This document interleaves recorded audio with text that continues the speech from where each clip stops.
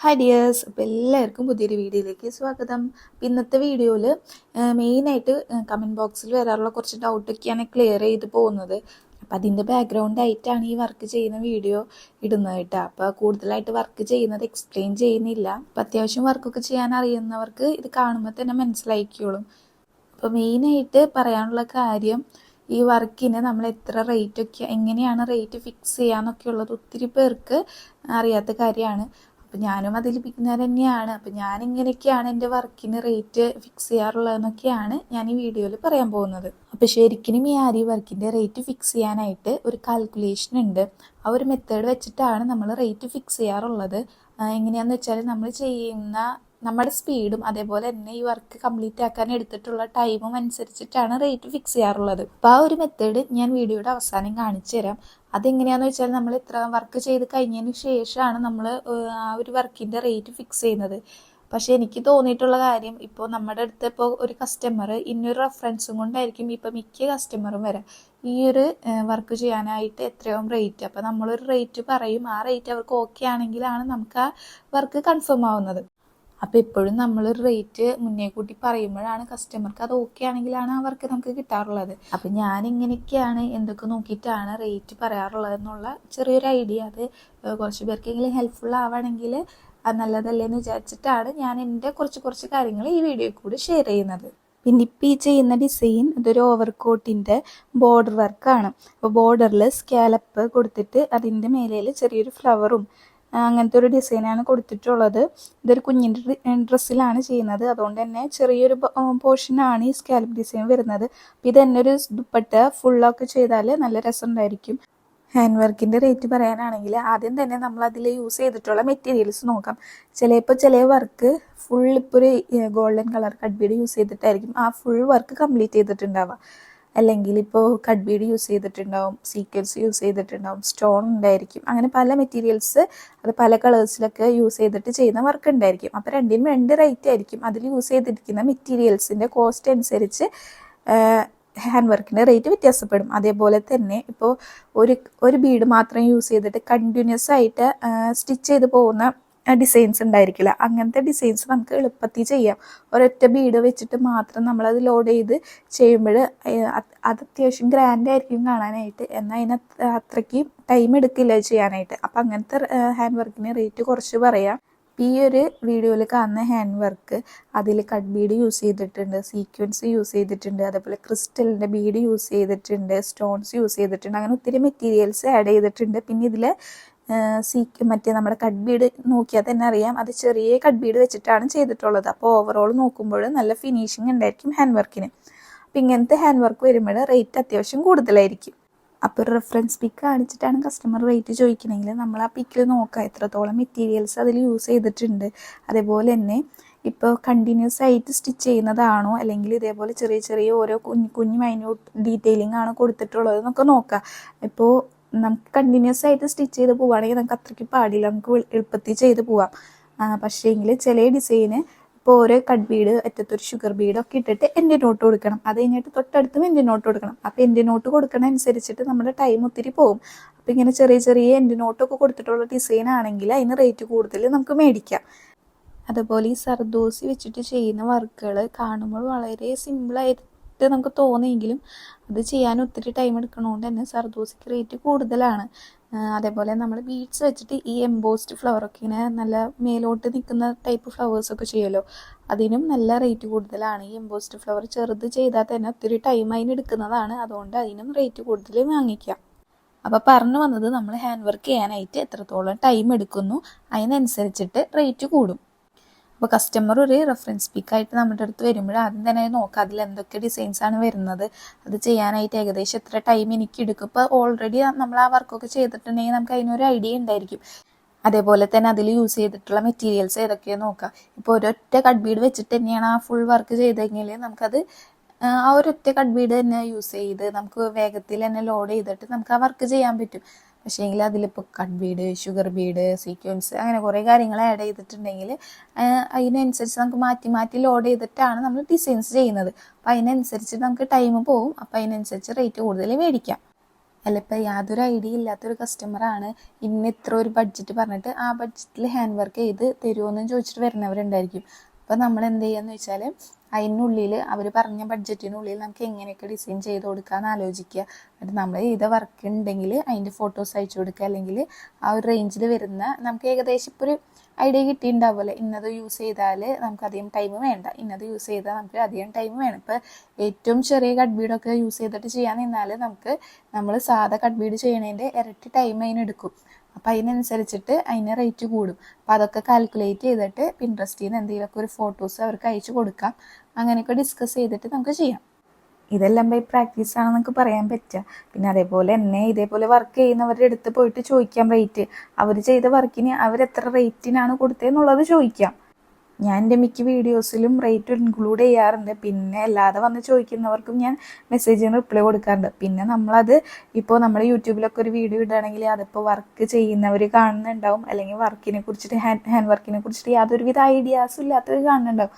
അപ്പോൾ അവർ നോക്കുമ്പോൾ ഇതിനൊക്കെ ഇത്ര റേറ്റ് ഉണ്ടോ എന്നൊക്കെ വിചാരിച്ചിട്ട് നെഗറ്റീവ് കമൻറ്റ്സ് പറയും. അതുകൊണ്ടാണ് ആരും പബ്ലിക്കലി ഇതേപോലെ വന്ന് റേറ്റ് ഒന്നും പറയാത്തത്. നമ്മൾ അതിന് എത്ര എഫേർട്ട് എടുത്തെന്ന് മനസ്സിലാക്കാൻ പറ്റാത്തവരൊക്കെ ഉണ്ടാവും. ഇഷ്ടം പോലെ പേര് കാണുന്നുണ്ടാവും. അപ്പോൾ അവരൊക്കെ ഇത് വേറെ രീതിയിൽ വിലയിരുത്തും. അതുകൊണ്ടാണ് ഇങ്ങനെ പബ്ലിക്കലി പറയാത്ത നേരെ DM-ലേക്ക് വായോ എന്നൊക്കെ പറയുന്നത്. പിന്നെ അടുത്തത്, നമ്മൾ ഈ ഹാൻഡ് വർക്ക് പല മെറ്റീരിയലിലായിരിക്കും ചെയ്യുക. അപ്പോൾ ഓരോ മെറ്റീരിയൽ ചെയ്യുമ്പോഴും നമുക്കത് ചില മെറ്റീരിയൽ നല്ല ടഫായിരിക്കും ചെയ്യാനായിട്ട്, ചില മെറ്റീരിയൽ നമുക്ക് ഈസി ആയിട്ട് ചെയ്തെടുക്കാൻ പറ്റും. മെറ്റീരിയലിനനുസരിച്ചിട്ടും റേറ്റ് കൂടുതലും കുറവും മേടിക്കാം. ഇപ്പം എക്സാമ്പിളായിട്ട് പറയുകയാണെങ്കിൽ നമ്മുടെ ബ്രൈഡൽ ബ്ലൗസിൽ ഓൾറെഡി ഫുൾ സെറി വർക്ക് ആയിരിക്കും. അപ്പം അതിൻ്റെ മേലയിലാണ് നമ്മൾ ഹാൻഡ് വർക്ക് ചെയ്യുന്നത്. അപ്പോൾ ആ മെറ്റീരിയൽ ഒത്തിരി കട്ടിയുള്ള മെറ്റീരിയലായിരിക്കും. അതിൽ ഹാൻഡ് വർക്ക് ചെയ്യാനും അത്യാവശ്യം പാടായിരിക്കും. അതുകൊണ്ട് തന്നെ ബ്രൈഡൽ ബ്ലൗസിന് സാധാ ബ്ലൗസിൽ ചെയ്യുന്നതിനും റേറ്റ് കൂടുതലായിരിക്കും. അതുപോലെ തന്നെയാണ് നെറ്റ് മെറ്റീരിയൽ ഹാൻഡ് വർക്ക് ചെയ്യുമ്പോഴും റേറ്റ് കൂടുതലായിരിക്കും. കാരണം നെറ്റിൽ ചെയ്യാനായിട്ട് ടഫാണ്. അതേപോലെ തന്നെ അത് ഫുൾ സീ ത്രൂ ആണ്. നമ്മൾ താഴെ ഇപ്പോൾ നോർമൽ മെഷീൻ ത്രെഡ് ഇട്ടിട്ടാണ് ഹാൻഡ് വർക്ക് ചെയ്യുന്നതെങ്കിൽ ആ ത്രെഡ് മേലേലേക്കും കാണും. അപ്പോൾ എല്ലാ വർക്കും സ്റ്റാർട്ട് ചെയ്യുന്നതിന് മുന്നേ എൻഡ് നോട്ട് ഇട്ടിട്ട് വേണം സ്റ്റാർട്ട് ചെയ്യാനായിട്ട്. തീരുമ്പോഴും എൻഡ് നോട്ട് ഇടണം. അത് കഴിഞ്ഞതിന് ശേഷം അടിയിൽ നിൽക്കുന്ന എക്സസ് ആയിട്ടുള്ള എല്ലാ ത്രെഡും നമ്മൾ കട്ട് ചെയ്ത് നീറ്റാക്കണം. അപ്പോൾ അതുകൊണ്ട് തന്നെ നെറ്റിൽ ചെയ്യുമ്പോഴും റേറ്റ് കൂടുതൽ മേടിക്കാറുണ്ട്. അപ്പോൾ ഈ കാര്യങ്ങളൊക്കെ ഓർത്തിട്ട് റേറ്റ് ഫിക്സ് ചെയ്യുക. ഇനി ഇങ്ങനെ ഫിക്സ് ചെയ്യാൻ പറ്റണില്ല എന്നുണ്ടെങ്കിൽ ഹാൻഡ് വർക്ക് കഴിഞ്ഞതിന് ശേഷം നമുക്ക് എത്ര മണിക്കൂർ നമ്മൾ അതിന് വേണ്ടി സ്പെൻഡ് ചെയ്തിട്ടുണ്ട് എന്ന് നോക്കിയിട്ട് നമുക്ക് റേറ്റ് ഫിക്സ് ചെയ്യാം. അപ്പോൾ ഹാൻഡ് വർക്ക് സ്റ്റാർട്ട് ചെയ്യുന്നതിന് മുന്നേ തന്നെ നമ്മൾ എത്ര നേരം ഇതിനു വേണ്ടി ഇരിക്കുന്നുണ്ട് എന്നുള്ളത് കറക്റ്റായിട്ട് നോട്ട് ചെയ്ത് വെക്കുക. ഇപ്പോൾ കണ്ടിന്യൂസ് ആയിട്ട് ആർക്കും ഹാൻഡ് വർക്ക് ചെയ്യാനിരിക്കാൻ പറ്റില്ല. അതിൻ്റെ ഇടയ്ക്ക് നമ്മൾ ഫ്രീ ആയിട്ടുള്ള ടൈം എടുക്കും. അപ്പോൾ അതെല്ലാം നോട്ട് ചെയ്ത് വെച്ചിട്ട് എത്ര മണിക്കൂറാണ് നമ്മൾ ഹാൻഡ് വർക്ക് ചെയ്യാൻ എടുത്തതെന്നുള്ളത് കറക്റ്റായിട്ട് നോട്ട് ചെയ്ത് വെക്കുക ആദ്യം തന്നെ. പിന്നെ നമുക്ക് റേറ്റ് ഫിക്സ് ചെയ്യാനുള്ള കാൽക്കുലേഷൻ നോക്കാം. അപ്പോൾ അതിൽ മെയിനായിട്ട് വരുന്നത് മെറ്റീരിയൽ കോസ്റ്റ്, നമ്മൾ വർക്ക് ചെയ്ത ടൈം, നമ്മുടെ സ്പീഡ്, അതേപോലെ മാർജിൻ അല്ലെങ്കിൽ പ്രോഫിറ്റ്. മെറ്റീരിയൽ കോസ്റ്റ് എന്ന് പറയുമ്പോൾ നമ്മളിപ്പോൾ ഒരു എക്സാമ്പിൾ ഒരു ബ്ലൗസ് ചെയ്യാനാണെങ്കിൽ ആ ബ്ലൗസ് ചെയ്യാനായിട്ട് യൂസ് ചെയ്തിരിക്കുന്ന മെറ്റീരിയൽസ്, കട്ട് ബീഡ് യൂസ് ചെയ്തിട്ടുണ്ടാവും, ഷുഗർ ബീഡ്, അതേപോലെ സ്റ്റോണിൻ്റെ ചെയിൻ യൂസ് ചെയ്തിട്ടുണ്ടാവാം, കുന്തൻ ബീഡ്, അങ്ങനെ പല പല മെറ്റീരിയൽസ് യൂസ് ചെയ്തിട്ടാണ് നമ്മൾ ഒരു വർക്ക് കംപ്ലീറ്റ് ആവുന്നത്. അപ്പോൾ ആ മെറ്റീരിയൽസ് എല്ലാം അതിന് എത്ര രൂപയായി എന്നുള്ളതാണ് മെറ്റീരിയൽ കോസ്റ്റ്. ഇപ്പം നമ്മൾ ഇപ്പോൾ ആ ഒരു വർക്ക് ചെയ്യാൻ മാത്രമായിട്ടാണ് മെറ്റീരിയൽസ് മേടിച്ചിട്ടുള്ളത്, റീറ്റെയിൽ ആയിട്ടാണ് മേടിച്ചെങ്കിൽ നമുക്ക് എളുപ്പത്തിൽ നമ്മൾ മേടിച്ച മെറ്റീരിയൽസിൻ്റെ റേറ്റ് കിട്ടും. ഇപ്പം ഞാനൊക്കെ ആണെങ്കിൽ ഹോൾസെയിലായിട്ടാണ് മെറ്റീരിയൽസ് എടുക്കാറുള്ളത്. കട്ട് ബീഡ്, ഷുഗർ ബീഡൊക്കെ ആണെങ്കിൽ 1/2 കിലോത്തിൻ്റെ പാക്കറ്റ്സ് ആയിട്ടാണ് മേടിക്കാറുള്ളത്. അപ്പം അതിൽ നിന്ന് കുറച്ചെടുത്തിട്ടാണ് നമ്മൾ ഒരു ഡിസൈന് വേണ്ടിയിട്ട് എടുക്കാറുള്ളത്. അപ്പം അതിനനുസരിച്ചിട്ട് റേറ്റ് ഏകദേശം നമ്മൾ കാൽക്കുലേറ്റ് ചെയ്യാം കേട്ടോ. അപ്പം അടുത്തത് വരുന്നത് വർക്കിംഗ് ടൈം, അതേപോലെ തന്നെ സ്പീഡ്. ഇപ്പോൾ ഒരു വർക്ക് ചെയ്യാനായിട്ട് എത്ര ടൈം എടുത്ത്, അതേപോലെ തന്നെ സ്പീഡ് 3 ലെവലായിട്ട് തരംതിരിച്ചിട്ടുണ്ട്. ഇപ്പോൾ ഫസ്റ്റ് ലെവൽ എന്ന് പറയുമ്പോൾ ബിഗിനേഴ്സ്, അവർക്ക് അധികം സ്പീഡായിട്ടുണ്ടാവില്ല, വർക്ക് സ്റ്റാർട്ട് ചെയ്ത് തുടങ്ങിയിട്ടുണ്ടാവുള്ളൂ, പഠിച്ചു തുടങ്ങിയിട്ടുണ്ടായിരിക്കുള്ളൂ. അപ്പോൾ അവർക്ക് ഒരു മണിക്കൂറിൽ 20 രൂപ തൊട്ടിട്ട് 40 രൂപ വരെയാണ് കണക്കാക്കാൻ പറ്റുന്നത്. സെക്കൻഡ് ലെവൽ എന്ന് വെച്ചാൽ അത്യാവശ്യം സ്പീഡായി തുടങ്ങിയിട്ടുണ്ടെങ്കിൽ 50 രൂപ തൊട്ടിട്ട് 70 രൂപ വരെ ഒരു മണിക്കൂറിന് വാങ്ങിക്കാൻ പറ്റും. തേർഡ് ലെവൽ എന്ന് പറയുമ്പോൾ നല്ല സ്പീഡൊക്കെ ആയിട്ടുണ്ടെങ്കിൽ നമുക്ക് 80 രൂപ തൊട്ടിട്ട് 100 രൂപ വരെ മേടിക്കാൻ പറ്റും. ഇത് നമ്മൾ നമ്മുടെ സ്പീഡിനനുസരിച്ചിട്ടാണ് റേറ്റ് ഇതിൽ നിന്ന് നമ്മൾ സെലക്ട് ചെയ്യേണ്ടത്. ഇപ്പോൾ ഷോപ്പിലൊക്കെ ചെയ്യുന്ന ഹിന്ദിക്കാരൊക്കെ ആണെങ്കിൽ അവരുടെ സ്പീഡ് വേറെ ലെവലായിരിക്കും, അവർക്ക് നല്ല സ്പീഡായിരിക്കും. അപ്പോൾ അവർ പെർ അവർ 150 തൊട്ടിട്ട് 200 വരെ അവരുടെ കോസ്റ്റ് വളരെ കൂടുതലായിരിക്കും. അടുത്തത് മാർജിൻ അല്ലെങ്കിൽ പ്രോഫിറ്റ്. നമ്മളൊരു വർക്ക് ചെയ്യുമ്പോൾ അതിന് കുറച്ച് പ്രോഫിറ്റും കൂടി ആഡ് ചെയ്തിട്ടാണ് നമ്മൾ ടോട്ടൽ റേറ്റ് പറയാറുള്ളത്. ഇപ്പോൾ വർക്കിന് simple work, medium work, heavy വർക്കായിട്ട് 3 തരം തിരിച്ചിട്ടുണ്ട്. സിമ്പിൾ വർക്ക് എന്ന് പറയുമ്പോൾ അതിനൊരു 100 രൂപ തൊട്ടിട്ട് 250 രൂപ വരെയാണ് നമുക്ക് പ്രോഫിറ്റ് ആഡ് ചെയ്യാൻ പറ്റുന്നത്. മീഡിയം വർക്ക് ആവുമ്പോൾ അതിൽ 250 രൂപ തൊട്ടിട്ട് 500 രൂപ വരെ ആഡ് ചെയ്യാം. ഹെവി വർക്ക് ആണെങ്കിൽ 500 രൂപ തൊട്ടിട്ട് 1000 രൂപ അതിൽ കൂടുതലൊക്കെ നമുക്ക് ആഡ് ചെയ്ത് കൊടുക്കാൻ പറ്റും. അപ്പോൾ മാർജിൻ ആഡ് ചെയ്യണോ വേണ്ടെന്നുള്ളത് നമ്മുടെ ഇഷ്ടമാണ് കേട്ടോ. അടുത്ത നമുക്ക് ഈ ഒരു ബ്ലൗസ് എക്സാമ്പിൾ എടുത്തുകൊണ്ട് ഇതിന് എത്ര റേറ്റ് വരും എന്നുള്ളത് കാൽക്കുലേറ്റ് ചെയ്യാം. ഇത് ആക്ച്വലി ഞാൻ ചെയ്ത വർക്കല്ല. ഇത് ഞാൻ ചെയ്യുകയാണെങ്കിൽ ഇതിന് എത്ര റേറ്റ് വരും എന്നുള്ളത് ഞാൻ കാൽക്കുലേറ്റ് ചെയ്ത് പറഞ്ഞുതരാം. ഈ ബ്ലൗസിൻ്റെ ബാക്ക് നെക്കിൽ ഫുൾ വർക്ക് വരുന്നുണ്ട്. അതൊരു 1/2 ഇഞ്ച് തൊട്ട് 1/4 ഇഞ്ച് വരെ വർക്ക് വരുന്നുണ്ട്. പിന്നെ ഫ്രണ്ട് നെക്കിൽ ഹാഫ് വർക്ക് വന്നിട്ടുള്ളൂ. പിന്നെ ഇതിൻ്റെ സ്ലീവിൽ ഇതേപോലെ ഹൈലൈറ്റിംഗ് വർക്കാണ് കൊടുത്തിട്ടുള്ളത്. ഒരു മീഡിയം ലെവലിലുള്ള ഹാൻഡ് വർക്കാണ്. അപ്പം ആദ്യം തന്നെ ഇതിൽ യൂസ് ചെയ്തിരിക്കുന്ന മെറ്റീരിയൽസിൻ്റെ കോസ്റ്റ് നമുക്ക് കാൽക്കുലേറ്റ് ചെയ്ത് നോക്കാം. അപ്പം ഇതിൽ മെയിനായിട്ട് ഈ ആൻറ്റിക് ഷെയ്ഡിലുള്ള കട്ട് ബീഡ് യൂസ് ചെയ്തിട്ടുണ്ട്. അതേപോലെ തന്നെ ഷുഗർ ബീഡ് യൂസ് ചെയ്തിട്ടുണ്ട്, സർദോസി യൂസ് ചെയ്തിട്ടുണ്ട്. പിന്നെ ഇതിൽ ഫുൾ കുന്തൻ സ്റ്റോൺ ആണ് ഒട്ടിച്ചു കൊടുത്തിട്ടുള്ളത്. പിന്നെ അതേപോലെ യൂസ് ചെയ്തിട്ടുള്ളതാണ് ഈ ഒരു ഫിറ്റിംഗ് സ്റ്റോൺ. ഇത് ഒട്ടിച്ചു കൊടുക്കുന്നതല്ല, സ്റ്റിച്ച് ചെയ്ത് കൊടുക്കുന്നതാണ്. അപ്പോൾ ഞാൻ മെയിനായിട്ട് ബൾക്കായിട്ടാണ് മെറ്റീരിയൽസ് പർച്ചേസ് ചെയ്യാറുള്ളത്. അപ്പോൾ 1/2 കിലോത്തിൻ്റെ പാക്കറ്റ് ആയിട്ടാണ് കട്ട് ബീഡ്, ഷുഗർ ബീഡൊക്കെ മേടിക്കാറുള്ളത്. അപ്പോൾ അതിന് 200-300 റേറ്റൊക്കെ ബ്രാൻഡ് അനുസരിച്ചിട്ട് ഡിഫറൻസ് വരാറുണ്ട്.